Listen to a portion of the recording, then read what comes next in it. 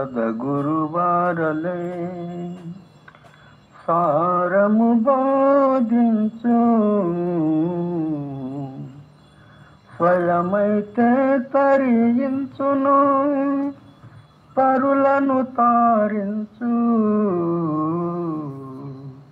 పూర్ణము సదగురువారలే పూర్ణము సద్గురువారనే. పూర్ణము సద్గురువులు వారే సమస్త వాణి కాని బంధాలను మర్మాలను గుర్తించి త్యాగము చేసి తన స్వస్వరూపములో స్థిరమైన వారు. ఇటువంటి వారు తన స్వకల్యాణమైతే చేసుకుంటారు, మళ్ళీ పరుల కళ్యాణానికి సాయము పడతారు. అందుకు పూర్ణము సద్గురుని ఎవరైతే ప్రాప్తము చేసుకున్నారో వారికి అంత దొరికినది. మళ్ళీ ప్రాప్తం చేసేది ఏమీ మిగిలే ఉండదు.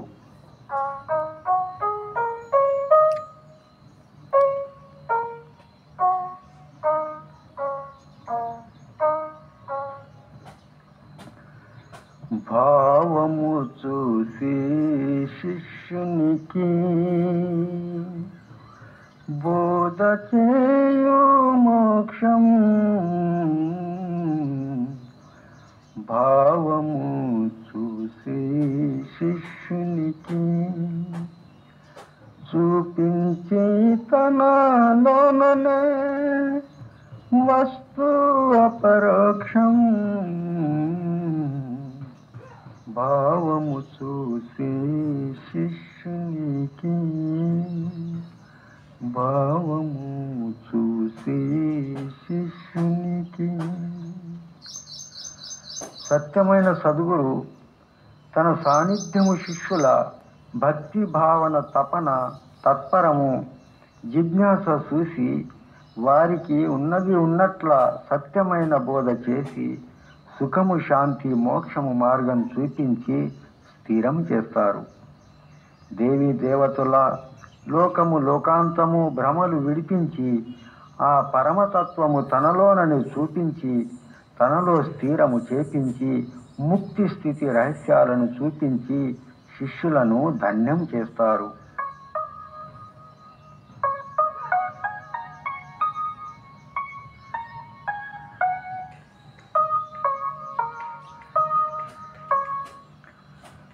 తల్లి తండ్రి భారము పుత్రుల పోషించు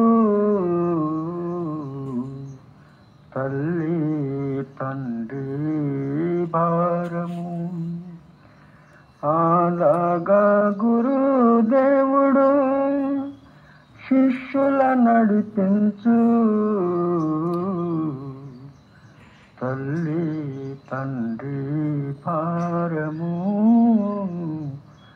తల్లి తండ్రి భారము. తల్లి తండ్రి ఎలాగా తన పిల్లల పోషణ చేయుటానికి జాగృతమై ఉంటారో అలాగనే గురువులు శిష్యులకు స్వస్వరూప జ్ఞానం బోధించి సద్గుణాలు శీలము సదాచారముగా నడిపించి తన గమ్యం వరకు చేర్పించుతారు. అనగా ఆత్మస్థితి సహజం సమాధిలో చేర్పించి ముక్తం చేస్తారు.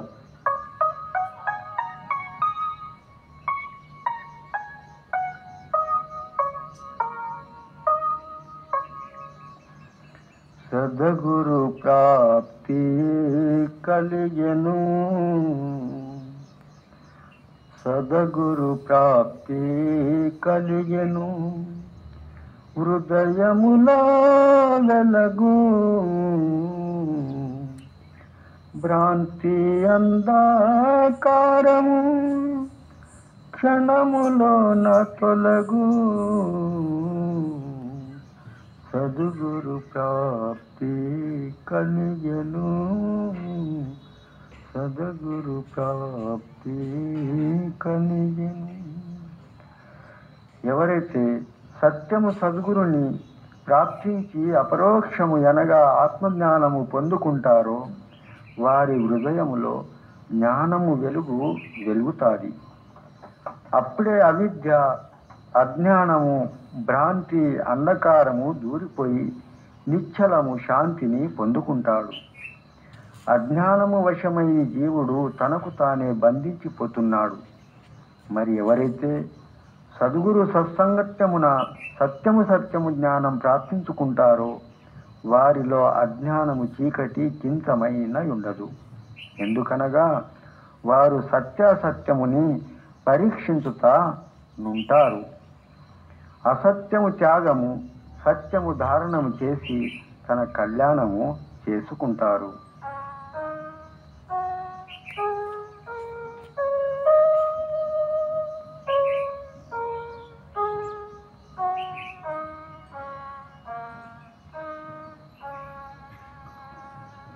మనసు గురుకు అర్పితం, దాని వెనుక దేహం. మనసు గురుకు అర్పితం, ఏమీ లేని చోటనే నిలుచుయుండు మోక్షం. మనసు గురుకు అర్పితం, మనసు గురుకు అర్పితం. ఎవరైతే తన మనసు సద్గురు చరణాలపై అర్పితము చేసినారో వారు అంతయు అర్పణము చేసిన విధమే. ఎందుకనగా మనసు వెంటనే దేహము ఉంటుంది. శిష్యుని సమస్త మనస్సు, తనువు, వాచ అర్పణమైనప్పుడే మళ్ళీ విచ్చుటానికి ఏమీ మిగిలే ఉండదు.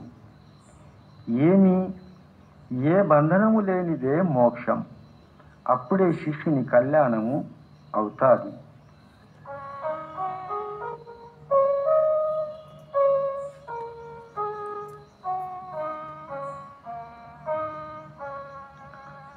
గురువు లేని జ్ఞానము, గురువు లేని మోక్షం. గురువు లేని జ్ఞానము, మనసు శుద్ధము కానిది ఏల తలుగు దోషం. గురువు లేని జ్ఞానము, గురువు లేని జ్ఞానము. సద్గురు లేని జ్ఞానము ప్రాప్తమే కాదు. మరి గురు లేనిది మోక్షానికి దారే దొరకదు. గురు జ్ఞానము లేనిది మనసు శుద్ధమే కాదు. మనసు శుద్ధము కానిది దోషాలు దూరిపోలేవు. దోషాలు త్యాగము కానిది సత్యము సాక్షాత్కారమే కాదు. సత్యము సాక్షాత్కారము కానిది జీవనముక్తి సుఖము ప్రాప్తమే కాదు.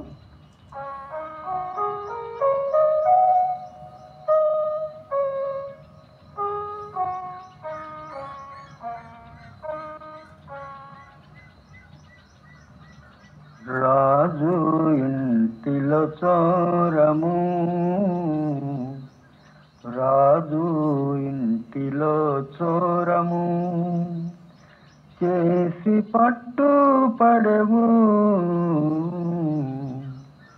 దరిద్రుని శరణము పొంది సుఖమేలా పడవు.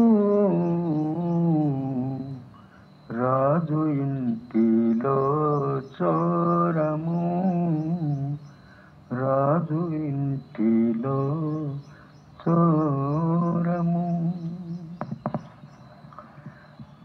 ఎవరైనా రాజు ఇంటిలో చోరము చేసినప్పుడు, దొరికితే పట్టినప్పుడు, రాజు ముందర నిలబెట్టినప్పుడు ఒక బీదవాని సహాయము కోరితే ఏల బ్రతుకుగలుగుతాడు.